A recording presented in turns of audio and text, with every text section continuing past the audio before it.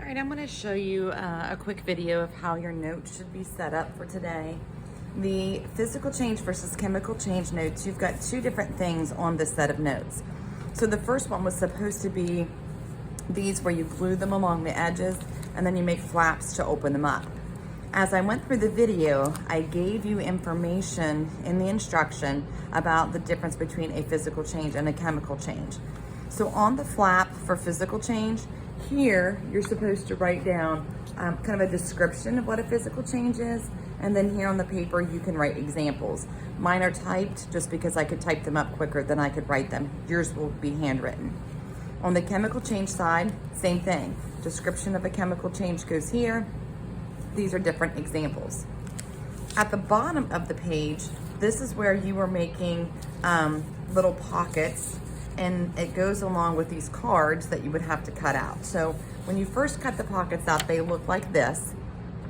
You need to fold along the dotted lines. So what I did for this was I basically just folded this back first, and then the two little tabs, I just fold back and back. So what you end up getting is sort of this little pocket that can hold things in it. You will need to glue these little strips to the back just to hold your pocket in place. And then I put glue on the whole back side of this and glued it into my notes like this. So now I have two pockets that I can hold cards. For the cards, you need to cut them each out individually. So I have my set of cards here. And each of these is going to be an example of something that's a physical change and something that's a chemical change. What I recommend doing for each of these is to look for clues or keywords that we can use to help us identify which one it should be. So for example, the first one says mixing two substances and a solid is formed at the bottom. Well, I have a couple clues here on this one. It says I'm mixing them together, but if I notice, it says a solid is formed at the bottom.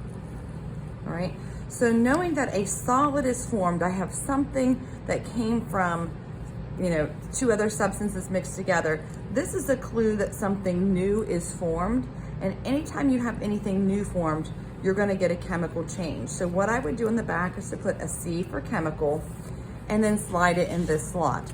And the reason why I put the C on the back is because later on you can go and use this to study from, and you can double check yourself by looking at the back and saying, is that chemical or physical? All right, for this one, hammering gold until it becomes flat. So here's what I'm doing, I'm hammering something. So if I hammer something, I'm basically just changing the shape of it. So that would be physical. Just put a P on the back of that. Slide it in your physical change pocket. Combining two substances and the temperature of the product increases 5 degrees. So something's happening. The temperature of the product increases 5 degrees. Well, anytime we have a temperature change of something and we didn't heat it up on purpose, that's a clue that it is chemical. So we're gonna put that chemical. A bicycle sits out in the rain for a year and it rusts. That's my clue here. And rusting, we know, is chemical. We get something new. Rust is a new substance. Then we have cracking an egg. We're simply just cracking it. That would be physical.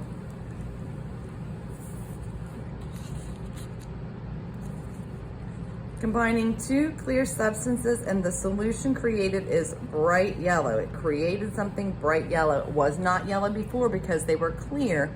So it looks as if there was an unexpected color change. That would be chemical.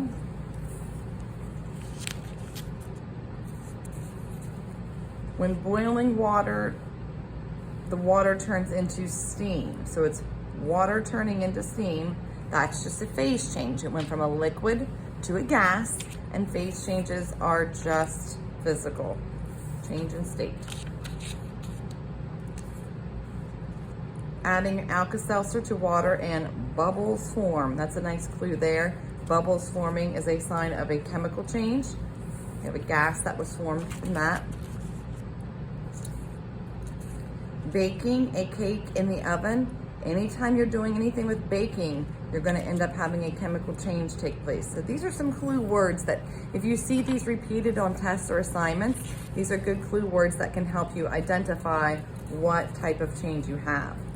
Melting ice. Melting is going from a solid, changing it to a liquid. Again, that's just a change in phase, a change in state. It's, only going to be a physical change. We still have H2O. We didn't get any new substance. Burning wood in a campfire. Again, burning is another good keyword that you have a chemical change because you're going to get something new from that. Get some ash and some smoke. And then finally we have tearing paper. Tearing, we're still having paper, we've just changed its shape. And so that's going to be physical. So there's your cards, and you can take them out, you can mix them up, you can sort them out, test yourself and see how well you do. On the second page, the evidence of a chemical change. As you watch the video, you should have filled in the different signs or clues of a chemical change, and then just drew a picture that goes along with it that helps you to remember that this, what this sign or clue was. When it says to accordion fold it, it's basically just meaning, just go back and forth like this. Back and forth.